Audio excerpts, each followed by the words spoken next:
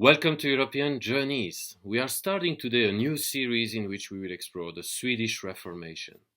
Now, we all know about the Reformation that began with Martin Luther a bit more than 500 years ago.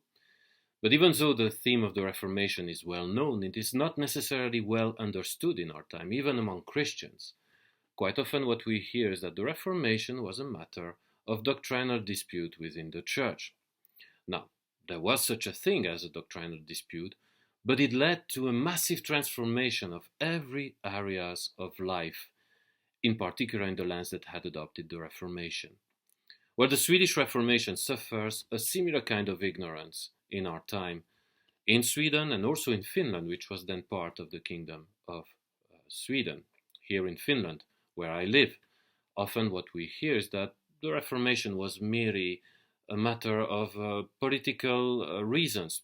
In fact, King Gustav Vasa wanted to appropriate for himself the wealth of the church, and therefore he decided to adopt the Lutheran Reformation, where there were economic reasons involved, but there was much more than that was at stake. So what we are going to try to do in this series is to depict a more faithful picture of what really happened during those years which led to the adoption of the Reformation. And we will see, in fact, that the Reformation was nothing else but a mighty move of God which will bring blessings for the centuries to come to Sweden, to Finland, in fact, up until this day.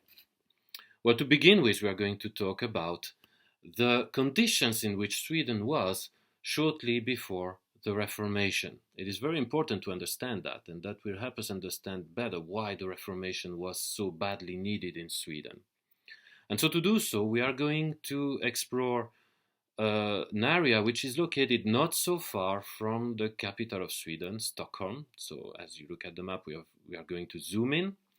And there you see, on the western side of Stockholm, what we find there is a big lake, one of the major lakes of Sweden, named the Lake Mälaren. And there is a town on the shores of the lake which is named Kungsängen.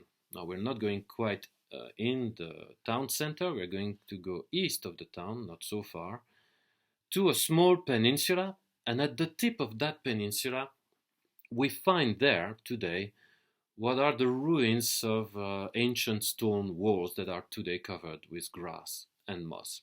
That's pretty much it. That's nothing else that we find there. But in fact, these walls have a lot to tell us about the times that preceded the Reformation. So what were these walls? Well, at the time, they were part of what was a castle, which was named Almarestakets Castle, or also Saint Eric's Castle.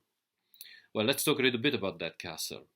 The earliest traces of the castle that we find from the chronicles of medieval times date back to the 12th century, and we find out that the castle existed there for defensive purposes.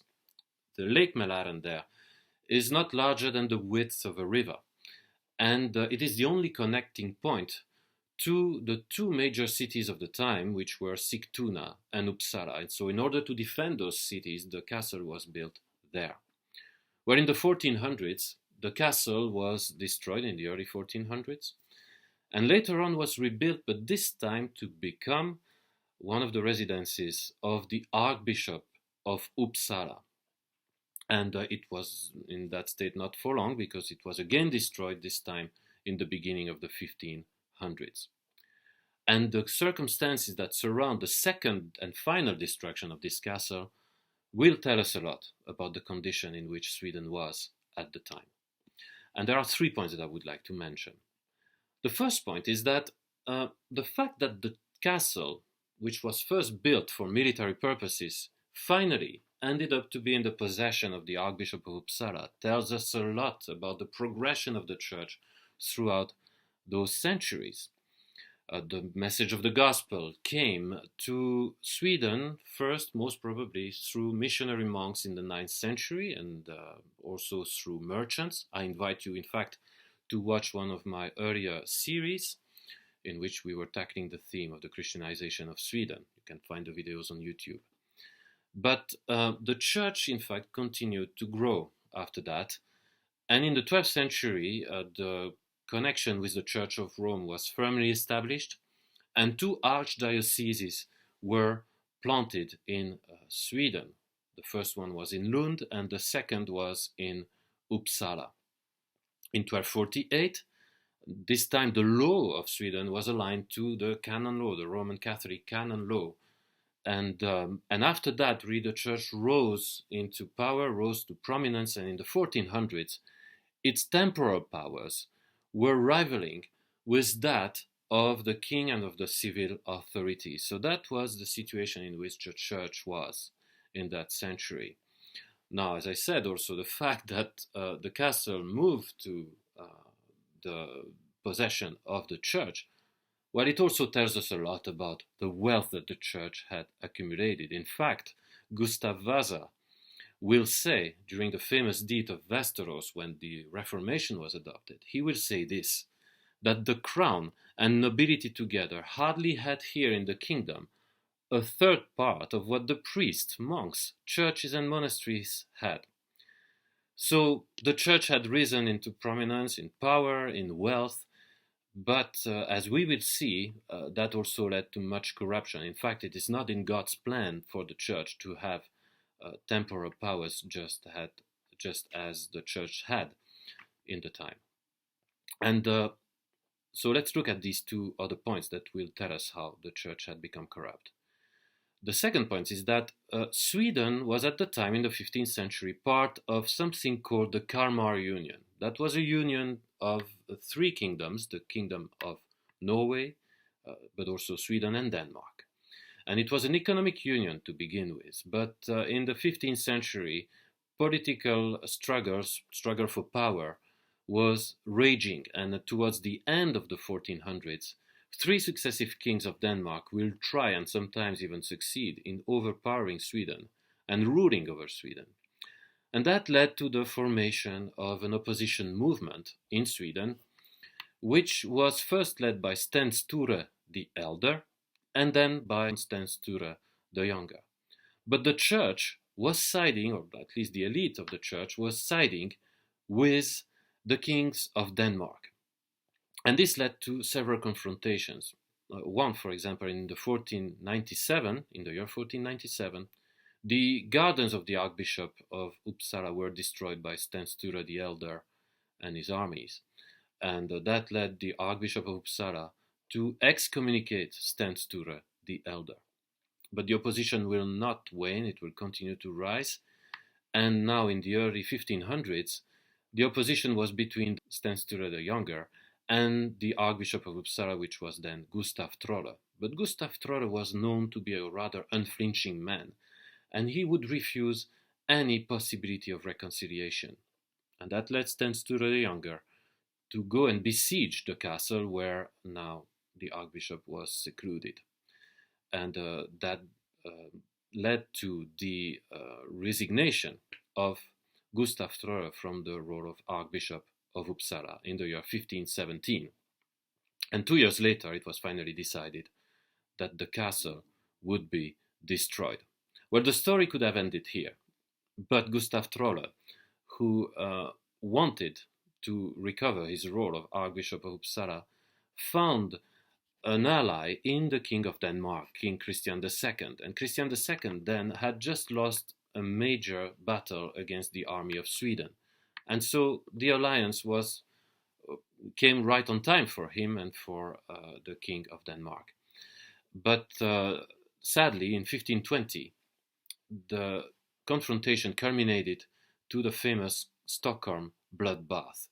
And that was a bloodbath that will mark the minds of the Swedish people for centuries to come. And from that time on, really, the church, the ruling part of the church, in fact, was seen as one of the major betrayers of the Swedish people.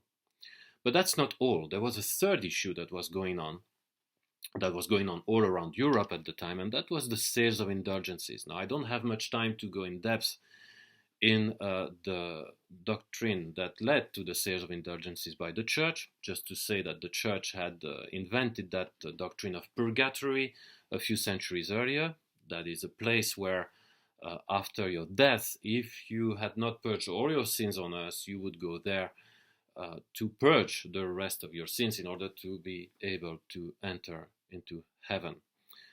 These indulgences were merely papers that would promise to the people to live less longer that painful time in the purgatory. But in the beginning of the 1500s, the church needed money because, among other things, they were building St. Peter's Basilica in Rome. And so the sales of indulgences went even stronger. And at the time, it was even possible to buy such a precious document to release the souls of the deceased people of the family from that purgatory. And so there was that massive manipulation that was going on from the Roman elites to the people.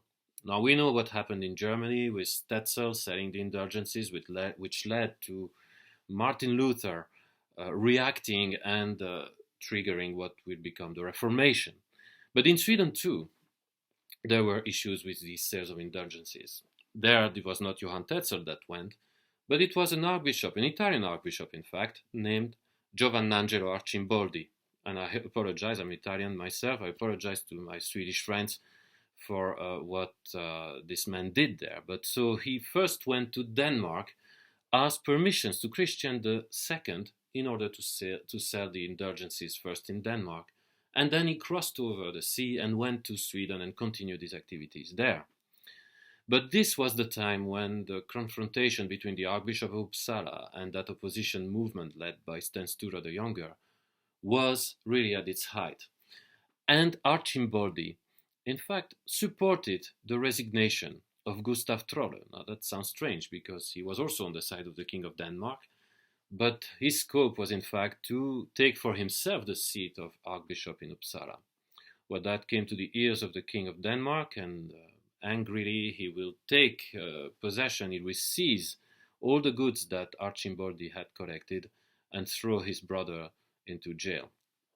So that's just to depict a little bit what was going on in Sweden at the time. A church that was highly corrupted, and that led really Sweden to be in a very pitiful situation because, as the saying goes, so goes the church, as goes the church, so goes the world.